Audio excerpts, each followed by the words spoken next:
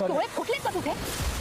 ठरलं तर मग मालिकेमध्ये आपण पाहणार आहोत की साक्षी आणि सचिनने महिपतला सोडवण्यासाठी वकिलाच्या मुलीला किडनॅप केलेला आहे आणि साक्षीने वकिलाला व्हिडिओ कॉल लावलेला असतो. तर सचिन म्हणत असतो की महिपत शिक्रेची जर तू केस घेतली नाही ना तर तुझी मुलगी सुखरूप घरी पोहोचणार नाही. इकडे वकील मात्र खूपच घाबरलेला आहे. तर दुसरीकडे आता प्रिया अधिराजला भेटून घरी चाललेली असते.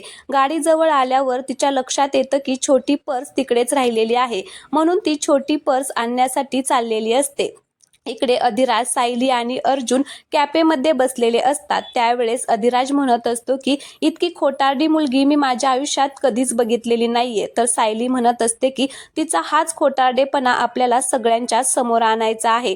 तर आता प्रिया तिकडून आलेली असते तिची छोटी पर्स नेण्यासाठी. तेवढ्यात ती एका वेटरला धडकते आणि मोठ्या आवाजात म्हणत असते की डोळे फुटलेत का तुझे? आता हे सगळं अर्जुन, सायली आणि अधिराजला ऐकायला जातं. ते तिघेही आता खूपच घाबरतात प्रियाला तेथे पाहून.